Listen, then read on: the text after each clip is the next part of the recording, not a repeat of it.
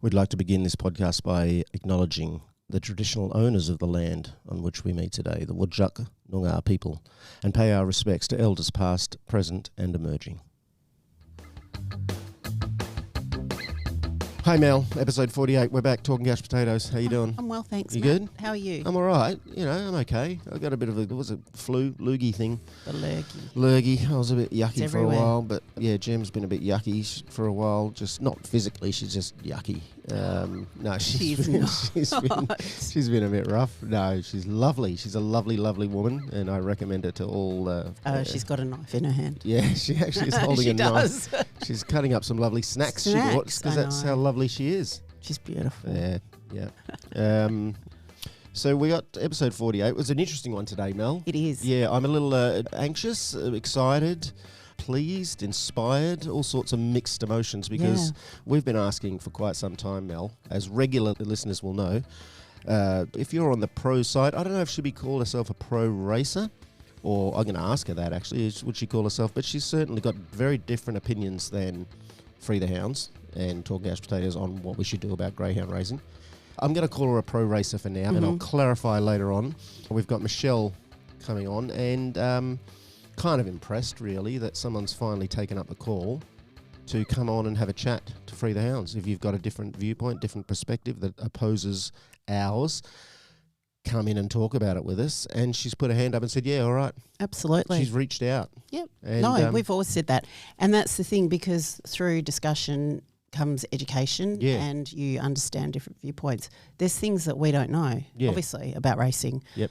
We only draw what we know from the facts that are put out there by the controlling bodies and what we've uncovered. Whatever research we do. So if it's not available, then you can't state it. Yeah. So it's great that we've got someone that is prepared to. And even just to express a different perspective, regardless of, we're going to try and stick to facts and figures and what is known. Sometimes it just comes down to a different value system. Yeah. So I'm curious about where her value system lies.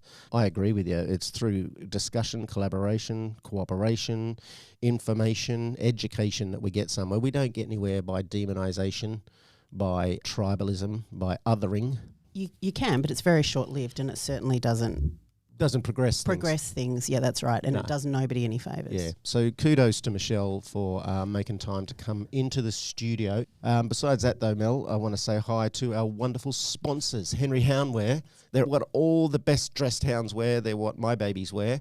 Your baby, it's the only clothing your baby will wear, right? Literally. Yeah. She's got her one bumblebee outfit that she looks so cute in. Henry Houndwear. Check it out, henryhoundwear.com.au. They're awesome. What else is happening, Mel? Anything else going on? It's been very quiet. Parliament has been on their winter break, so nothing much happening there. Things should hopefully start to shift soon now that they're back. Yeah. The inquiry, with any updates, anything? Is that just sitting in back burner? It's a recommendation, as we know, from the previous Parliament, and now the new Parliament get to decide whether or not that's something that they want to look at. Yeah. So we're just waiting, and we will have estimates, questions coming up. Yep. And that's through the whole of the Legislative Council. Yep. So hopefully we can get some questions asked there via Animal Justice Party, Amanda Dawn, and the Greens, Jess Beckeling. And also the other thing that can help, Mel, is for Free the Hounds Volleys, Talking Couch Potatoes listeners, anyone in the Greyhound cult, if you own one, or if you're just a concerned community member who doesn't like cruelty and suffering of animals, you could give your member a buzz on the phone, send them an email. That's right. Demand a face-to-face. Yeah, and ask for a face-to-face. Demand. Well, put some pressure on, right? Yeah, because unless you let them know, they don't know. Yeah. And as we've said before, even if you don't get a response, continue to send emails, because then they can't deny the fact that there's a ground. They found out that there was people that were against it. Yeah. Ignorance is a marvellous thing. It is, and there's so many people in the general community we've spoken about before that even when I'm out walking Bunny and Bo, they say, are they rescues? And I have to say, look, they're all rescues, mate. Exactly. And some don't even know that, whether greyhound racing is still going on. It's just not on their radar, and let alone going on as prolifically as it is. Yep. And that's kind of alarming, because if it contributed to the state's economy and it was such a big deal, then surely it would be something that people in the community would be aware of. But it's not. It's only a very small pocket of people that earn any money from it. Yeah. And I don't think the government is necessarily very proud of it because they own the betting platform. Yeah. And as we know, gambling as a whole is not a good thing. Yeah, so it doesn't have a high public profile. In order to keep it quiet. Yeah, and we know that they regularly cut out little video excerpts from races that they don't want the public to see. Or just don't post them up online at all. Yeah. Recently there was the one with Trunky Jennings. Yeah. He snapped both his forelegs. Oh. Both of them. Open fractures, both of the bones in both of his front legs. And, of course, you didn't get a look in on their website. We've posted it. You know, how do you justify that? It's just hideous. Yeah. And in the footage, you could hear him screaming. You could hear it. And there's nobody goes to Northam very often, thank God, to watch. Some people do. But even for the participants themselves or track attendants that have to go, like it happened right in front of someone, you can see this person running to the dog. Yeah. That must be a trauma that then they have to carry and they have to deal with. It can't be good for their mental health either. Yeah. Why is our government doing this to its own employees, if you like? I've said many times, if Bunny steps on a crunchy leaf that makes her go, ooh, just my stomach drops. And when I lost her, it'll be a year ago this month, and she was just playing out the front and her leg, the bone snapped. It wasn't an open fracture, thank God. But I will never forget that cry. Yeah. Never. Don't know how they go back and do it again and again and again, like nothing's happened. Yeah, this is endemic to the sport, isn't it? Injury and death. All right, on that harsh note, I'll be very curious to see what our guest has to say on those matters and many more. Yeah, absolutely.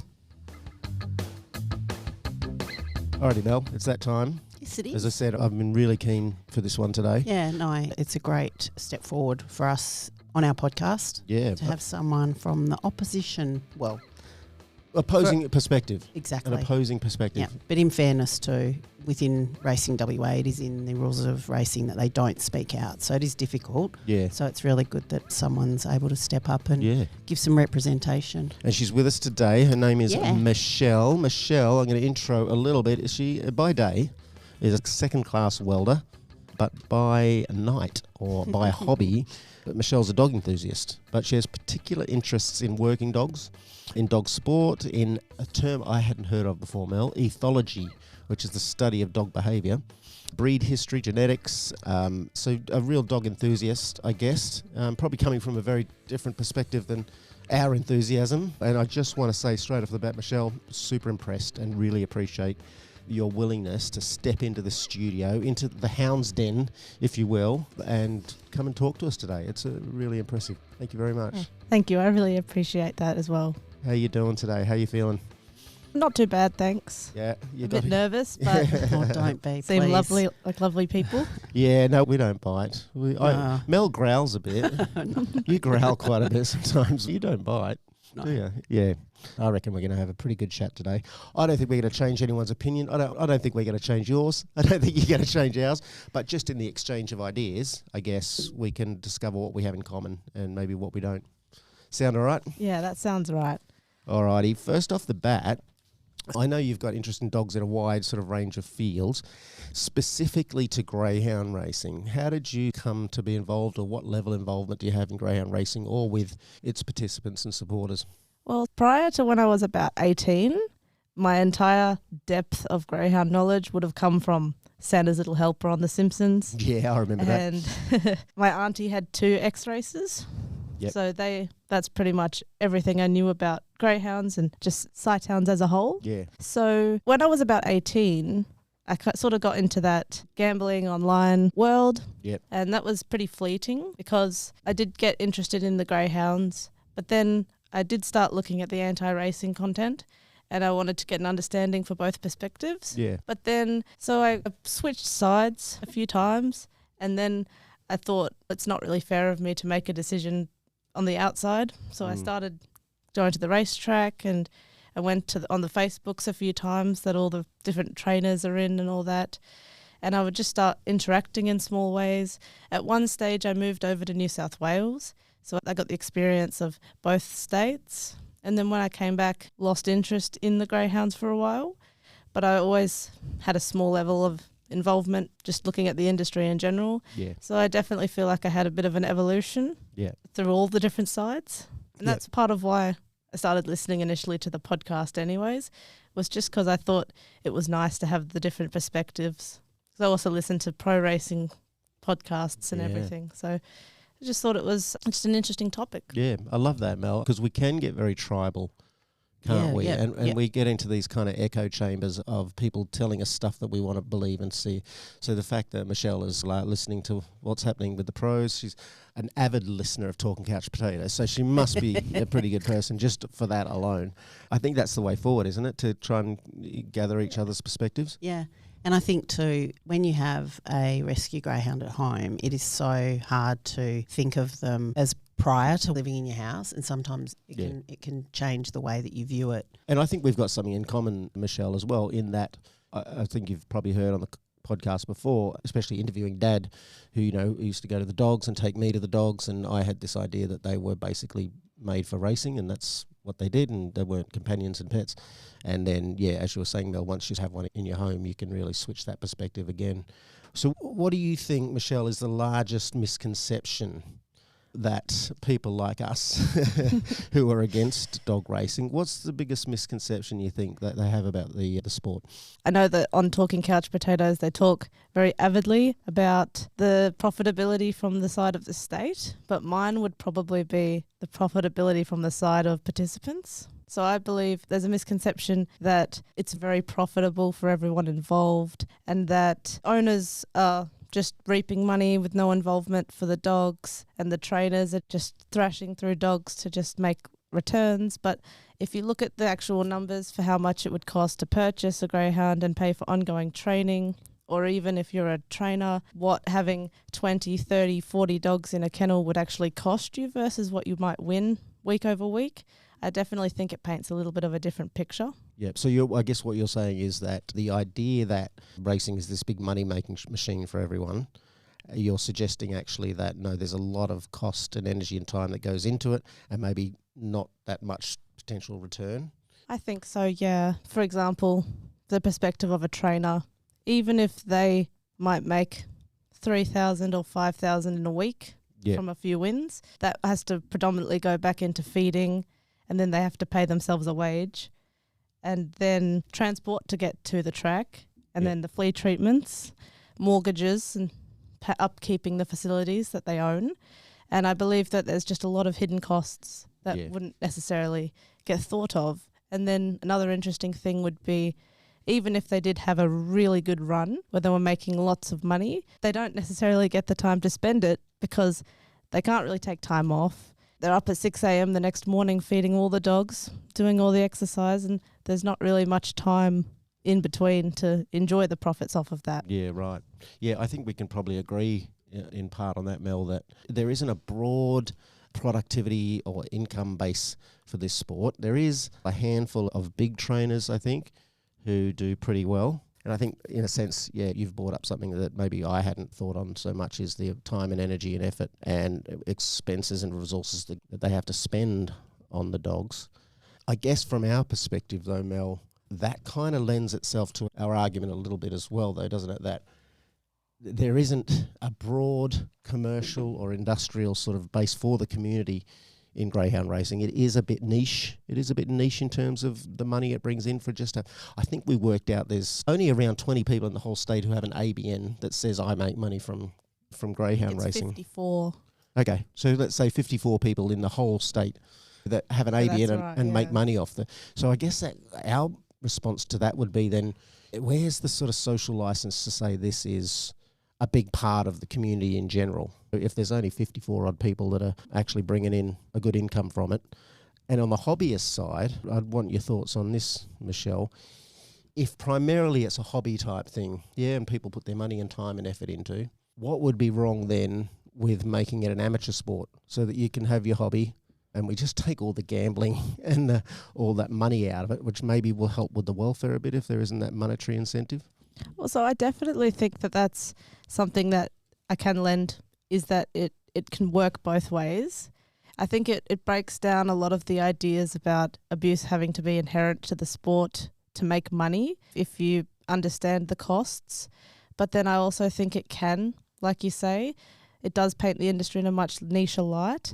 And I do believe that if you look at the history of the sport, it historically has been quite an amateur sport, similar to pigeon racing and other little things like that, whippet racing.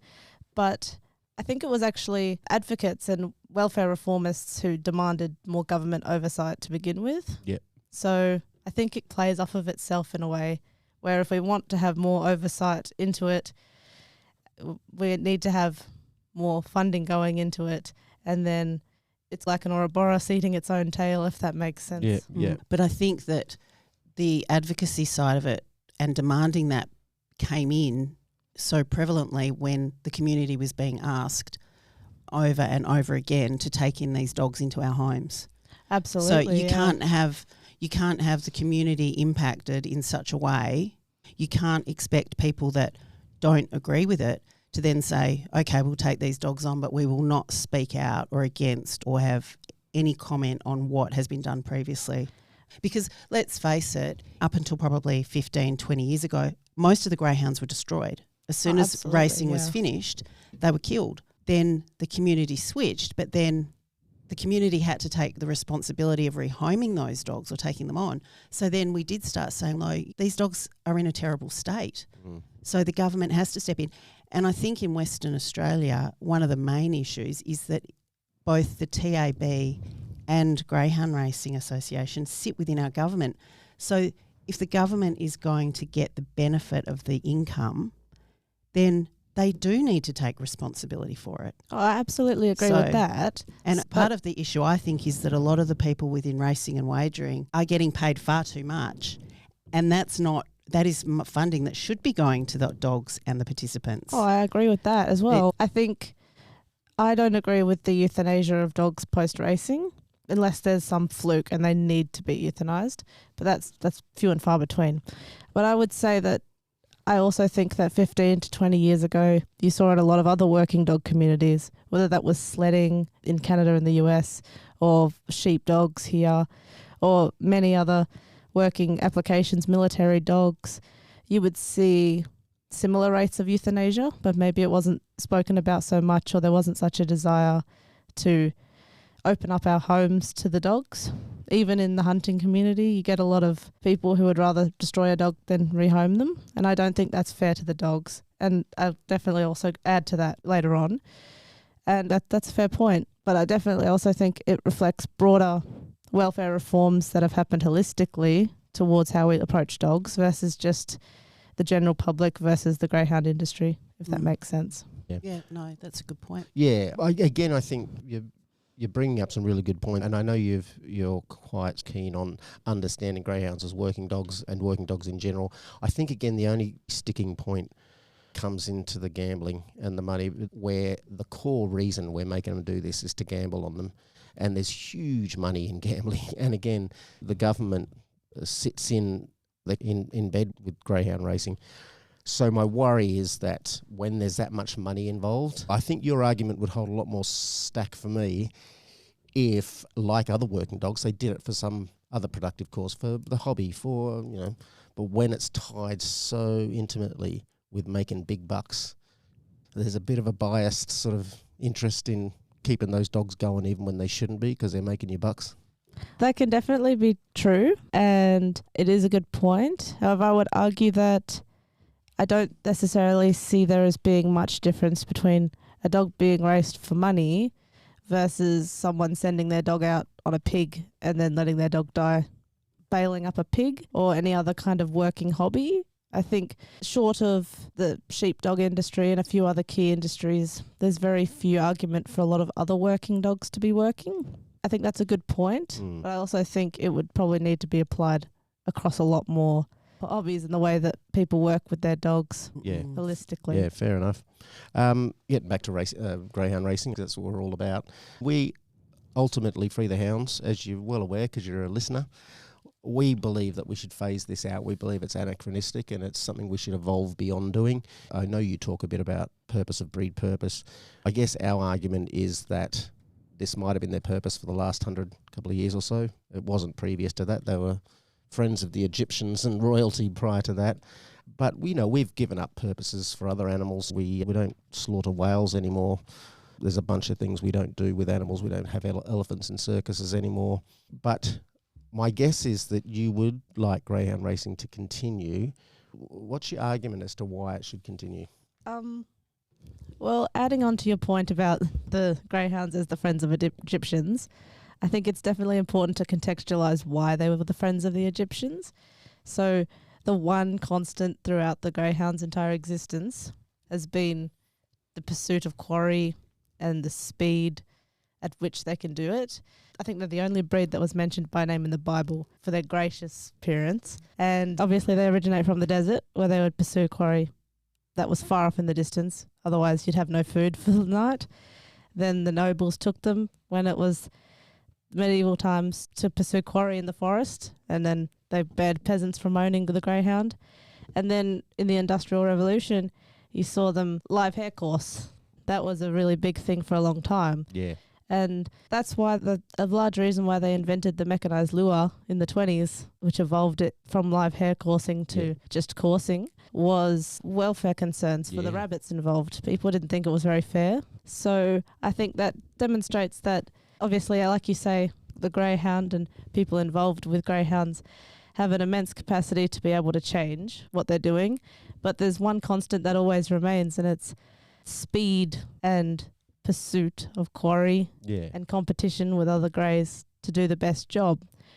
And I think that definitely gets lost when you start to look at greyhounds in the community without any purpose. And you can see there's lure coursing as a sport. I think a lot of retired greyhounds go to lure coursing as a activity that they do. I'm sure you've got people in your community who might do lure coursing. But then the trouble with that is it happens quite infrequently, and the rest of the time doesn't really give the dogs anything to do. Yeah, okay.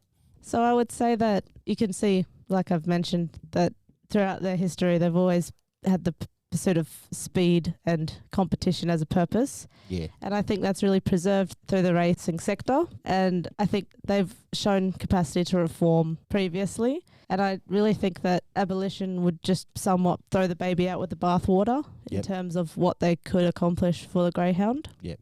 I also think, as it pertains to Western Australia, I've heard on the podcast the figures about what the government invests into racing and wagering numerous times, but I'm also a little bit confused because it's never really given with the context of what the larger state budget looks like. So if you do the maths, I believe I couldn't find recent data, but in 2023, racing and wagering gave the Greyhound Club 33 million, whereas from the state budget, it's about 50 billion for the whole state. So that would account for about 0.6% of all. Yeah, small part of the budget. Of all of our budget. Yeah. And I believe that looking at purely the profit that's made through the TAB isn't necessarily the best metric, because a lot of gambling these days happens on the web. Yeah. And online. through sports bet and similar things. Yeah. And I think the Institute of Health and Welfare indicate that amongst young Australians, about 25% report that they have gambled on greyhounds in the last year. Yeah. And that indicates to me that there is a demand for it, and it does bring value to the community in some way, because obviously people bet, they win the money, and they're able to put it out to other things. They can pay for their own pets' food, they can pay for their rent, they can pay fuel. So even though it's tax-free winnings, they still end up contributing it to the economy in a way that has tax. Yeah. There's a lot there. There's a lot you brought up, and I'm hearing a couple of things. One is the natural capacity for greyhounds for speed and for chasing, and that's been utilised in some way or some form over the years. And I think we can agree that greyhounds definitely love a good sprint. I think what I want to ask you about again is we evolve as people, we evolve as societies, and we change the things we do. And I think Free the Hounds would say that we would like to evolve where we don't utilise these hounds for gambling, and especially the injury rates we've got. We know that there's been 73 track deaths this year of hounds, 73 hounds otherwise healthy that are now dead. Over 6,300 injuries Australia-wide. In WA alone, 9 track deaths. So our argument would be, why don't we just evolve beyond that? And they will have a purpose. The purpose will be couch buddies. The purpose will be maybe runs down the park in the off-lead area to give them a little run around. Or the purpose will shift from utilising their speed and their hunting ability to utilising their tenderness and their love and their capacity to be a companion. What would you say to that? I think that it's a valid stance to hold, and that greyhounds are amazing dogs if you've spent any time with them at all. Yeah. Pretty much everyone who's listened to this podcast has to have. Of course. But I would also add that if you look at the dog, the greyhound, the dog, just holistically as an animal, they are a predatory animal, and they really derive much of their joy in life out of being able to act out that predatory sequence, whether that's the running, the chasing, the catching, the killing, not really, but anyways. And I think that in a way it feels almost more enslaving to me to be reduced to almost a couch ornament. Well, actually, I should mention that my boy Bo and Bunny, actually, they do get to act that out because they've got more toys than I've ever had when I was a kid. And so to watch them either down the park chasing a ball that we've thrown, or even when we get home going to get their big cuddle pillar and grabbing it and racing around the courtyard with it to say they've caught it and bringing it up to me, I feel so much joy when they do that. And the joy that I feel isn't tinged with the worry and the anxiety and the guilt I would feel if I sent them out on a track. Because we know statistically over the course of their career, if you race a dog repeatedly, and the successful ones do get raced, and these are industry stats, we can supply them to people who doubt, it's over 1 in 3 chance that they're going to suffer some kind of injury or death. So I ask you, because I hear your point, I really do hear your point, that this is innate to the breed, the desire to chase, but is it worth these broken legs and these dead dogs constantly? And you've talked about maybe we can improve the sport. I'm thinking of the queue that just opened in Queensland in March. That was... Don't even mention it. I don't like the queue. $86 million worth of the latest safety technology. They said this is going to be Disneyland for greyhounds. It's the safest thing you could ever have. $44 million of the taxpayers' money put in. 7 dogs dead before it even opened. 11 up to 11 dead now. 160 injured. So again, taking everything you've said into account, is this death and injury worth what we're doing? Can't we do it a different way and still give them enrichment? Well, I definitely think that's a great point as well. And I think with the queue particularly, I've heard so many trainers and people just saying it's not fit for purpose. They need to do something else with it. Yeah. So I definitely think that's something that across the aisle people agree was not a good move to open the queue. Yeah. But definitely going on with the idea that is it worth the injuries and the deaths? Yeah. I definitely think it's not worth it. And I have, in the next question, I've got some I'd love points to bring up about ways that I would see to improve it beyond track safety, things such as that. But no, I definitely don't think that it's okay to hurt dogs or kill dogs just for the pursuit of profit. Yeah. But I also don't think that necessarily that might be the underlying issue here. Okay. Maybe we should get onto that question then, because you might have some... So, all right, Michelle, what are the major issues that you have identified or can identify with racing greyhounds? So this is the big one. A large concern that I've noticed that I've heard virtually no one else in the industry, out of the industry, mention is just the pedigree stacking that we're seeing lately. And what I mean by that is the amount of incidences that you see the same dogs popping up in pedigrees. And I think it's reaching a point now where I'm starting to think it's a major driver of injuries. Okay. So I did some research on the Free the Hounds site, and I looked at the previous 20 dogs that were reported as injured, and nearly every single dog had Fernando, Barcia, Tommy Shelby, or at least one of them. And if they didn't have them, they had Black Shiraz or Bruce Lee. Yeah. Brett Lee. Yeah. And so Brett Lee further up in the pedigree.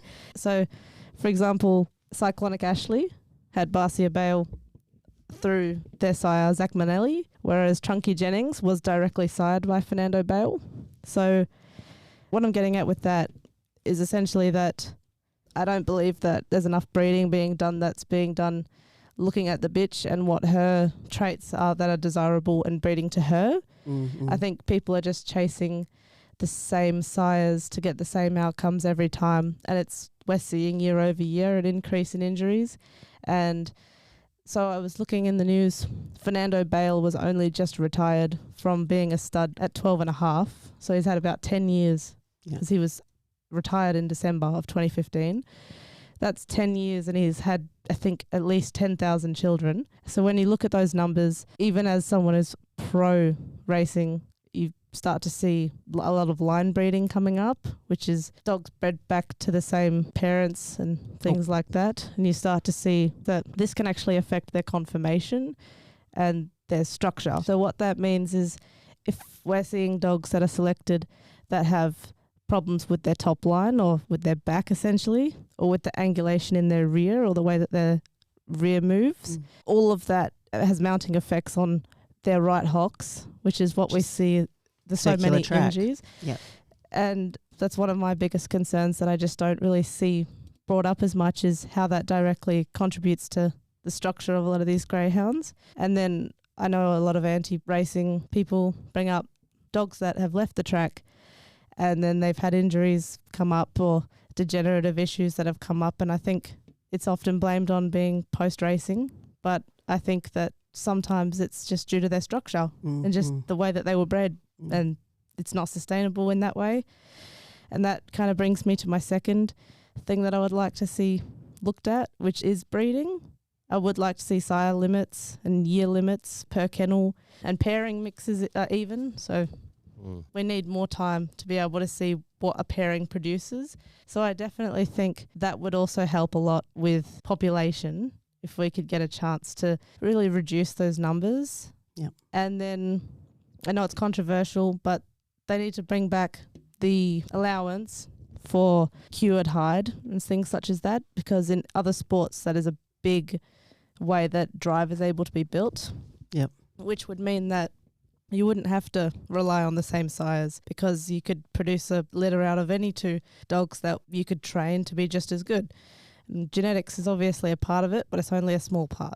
And I think what you say is, and it's fantastic to hear somebody speak that out. But also when people talk about the breed and how the breed will die out, or if greyhound racing ends, the fact is, and as you've just said, is that the breed is being changed anyway by racing. When you look at a dog that has never raced and that has come for show, which we have one here in the community in Western Australia that's never raced. He was bought from the East Coast here as a pup. His parents were show greyhounds. He looks so different to a track greyhound. So we as humans are already changing the greyhound as it was originally. I 100% agree. But if you slow down the breeding, then you're not going to have enough dogs to fill 12 races, 8 dog races, 12 each day for 6 days a week. That's the issue. That's why there is such a high churn out rate. We're having a breeder here has bought over 2 greyhounds recently from the East Coast, finished racing over there, has whelped litters over there, and then being bought here to have another litter, only to then have to be rehomed in Western Australia. And one of the litters, I think, was only about 3 pups. So that in itself then again adds to our rehoming issue here. This broody has had so many dogs to Fernando Bale, Barsha Bale, Tommy Shelby, all of the you're just breeding almost the same genetic dog over and over again to be set up for these fails. Oh, absolutely. I think that's a big concern as well. And I think one of my big problems is if you've spent much time around showline greyhounds, they just don't have the same temperament or the same, as you said, structure as the racing line greyhounds. And I think that if they were to phase out racing entirely and remove any selection pressure to produce racing line greyhounds, I think a lot of people who really love rescuing these dogs would experience a loss of their breed just solely because they're 2 completely different dogs if you look at them like that. And I have concerns with a lot of this line breeding and the stacking I mentioned previously of those sires. But I do believe that if we were to just abolish racing it would potentially remove any incentive to fix that, and it would freeze them and effectively freeze the inbreeding in time to where anyone who would now want to preserve racing line greyhounds for homes that would prefer them would definitely not have that incentive. Like, they wouldn't have any ability to find suitable outcrosses. And I think that's mainly what we need, is just show line outcrosses, dogs being outcrossed from New Zealand before they shut down, and Ireland and the US and West Virginia and everywhere that has greyhounds. There needs to be more collaboration and less dogs being produced, so that dogs that are produced, there's more pressure to train them rather than to just let wastage build up. I don't like the term wastage. I think it's such a frustrating thing. And that's definitely part of it, I feel. But that is part of good, responsible greyhound ownership.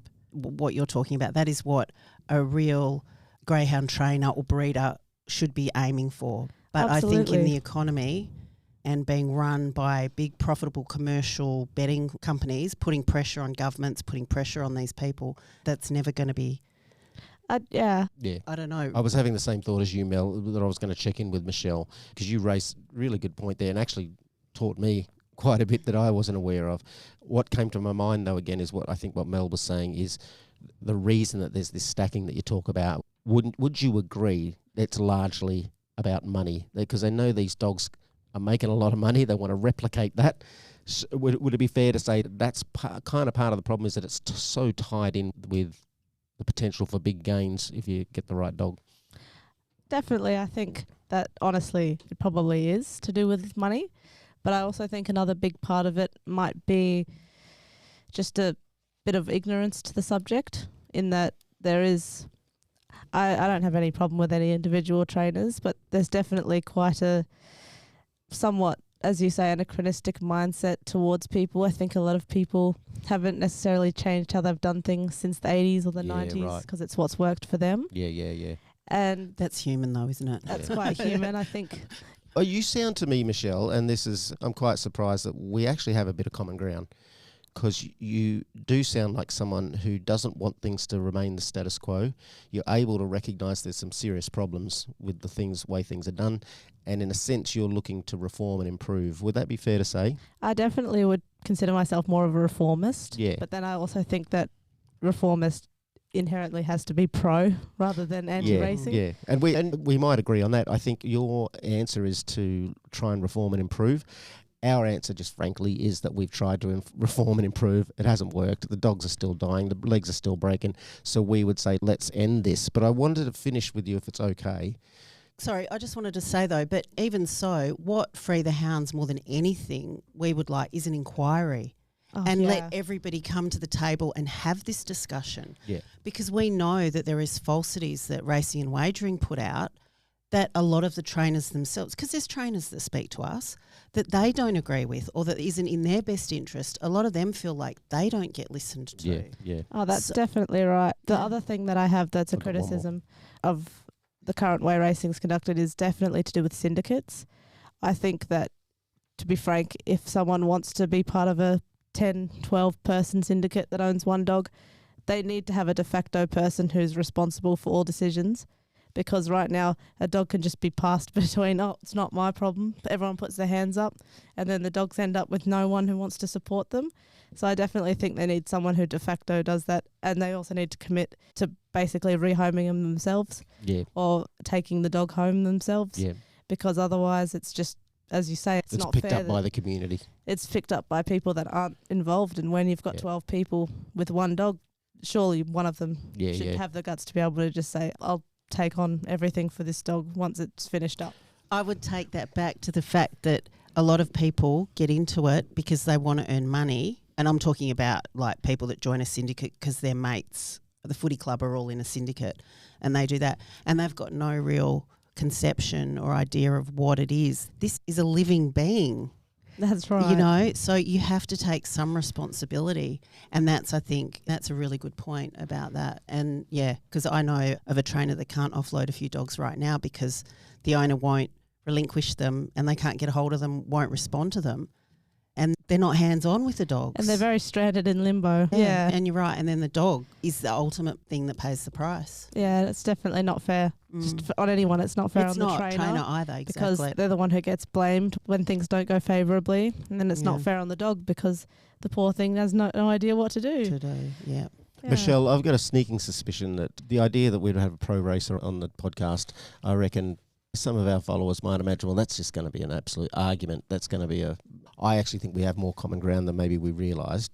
I just want to check on this, just to really tick off some things. And even just a simple yes or no will do, if you like. As you probably know, Free the Hounds have a petition before Parliament, and we've got some recommendations. Give me a yes or a no if you support these points of the recommendation. So recommendation that we set up a WA Greyhound welfare unit to oversee racing greyhound welfare. Does that sound reasonable? Yes, but I thought they already had one in the form of the investigators. But they're a part of the people that get paid. Yeah. Oh, you mean a third party? Yeah, independent. Separate, independent. Yeah, sure. Yeah. Absolutely. How about we end the import of racing greyhounds from other states and territories, except for those dogs racing for a specific event, and they'll return home to their state? What do you think about that one? I think so. I think at the very least, while we address some of these problems, like I mentioned with sires, that would be an important one. Yeah. Alrighty. Put in place breeding caps to limit pups whelped each year. Yeah. Yeah? So we're doing what we're all in agreement. So reduce the number of racing days each week, which would help also. I think so. That would require be as many dogs. that would be fine. To be fair, though, Racing and Wagering actually did that. They've reduced it by 1 day because it was 1 day. 7 days a week. Right, we've gone down to 6. So even God rests on a Sunday. Yeah. How about the other part of our recommendations was to introduce a bond for all racing dogs to aid with rehabilitation, kenneling or rehoming post-racing. That would be good. That sounds all right. Shit, we've got 1, 2, 3, 4, 5 out of 5 so far. I don't think you'll like this one. Implement a 3-year phase out to end racing. No, I don't agree with that one, I didn't think so. unfortunately. I didn't think so. But, there's 5 points of agreement there. I think the conversation's been super helpful. And this is the difference between people that are on the ground and the people that hold the keys, if you like, that won't listen, think they do, they run the show, but also make more money off of these animals than the people that are actually caring for them or trying to do the right thing. My sense from Michelle is you've come at this, yes, you're pro racer, but your angle you're coming from is a genuine keen interest in the animal itself, in the purpose of the animal, in allowing it to pursue that purpose. I don't get the sense from you're coming at it because you love gambling on animals or you love making money off them. No, that's right. I don't think I've put a bet on for a dog in at least a year. I don't really do it. Yeah. I might watch a race now and then. I've got some friends on TikTok who are participants and they'll upload highlights of their dogs. Oh, well done, XYZ, whatever their name is. But that's probably the extent to which I watch it.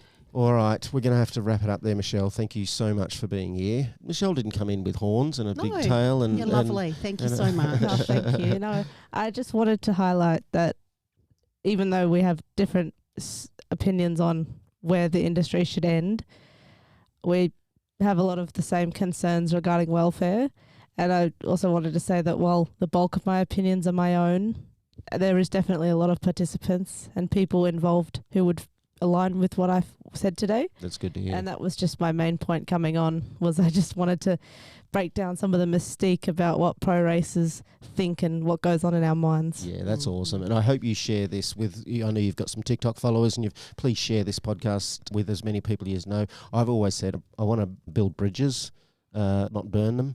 So the more people we can have a conversation with, and maybe, stop the demonisation. I know we get attacked a lot on the Facebook pages and things by pro racers using really personal attacks, and let's have a conversation rather than throw rocks at each other. I definitely agree. I've also heard reports in other states of anti-racers physically attacking the participants, so I feel like it's on both sides. People just need to put down the pitchforks and just 100%. break the bread. Put down the pitchforks. Pick up the microphone. Because it's about the dogs, not the people. Awesome. Yeah. Thank you so much for your time. No worries. Really appreciate it. Our first ever pro racer on the podcast, everyone. Lovely to meet you. Michelle. Thank you for taking your time out on this horrible wet day. Thanks, Michelle. Thank you. Thank you. Bye. Mel, what do you reckon? How was that? I think it was really good. I was nervous. Yeah. But meeting Michelle I feel, there's hope. That sounds very dramatic, but no, it's just nice to know that there's people like Michelle out there that I guess, amongst the pros that do really That care. can have a conversation, yeah. Yeah. And I hope our listeners, because, a lot of our listeners are very passionate for greyhounds, and they get very upset and very angry at the idea of racing, and therefore very upset and angry at people who are pro-racing. Yeah. And what I see sometimes is, I think Michelle mentioned, that we can be quite attacking on our side, and we can denigrate and demonise and personalise this. What I'm hoping today's podcast can show is that we can respectfully disagree about things, we can talk about the facts, and we'll still come to different conclusions. Michelle's got an idea of how to reform and improve. We don't believe that can happen. We believe it needs to be phased out, but we were able to discuss our differences without being at each other's throats. I mean, you and I, Mel, we're at each other's throats more than me and Michelle were. So, hope you enjoyed it, everyone. Keep listening, pro racers out there. Keep talking, keep discussing, keep educating each other, and one day together, hopefully, one way or the other, we will release the hounds.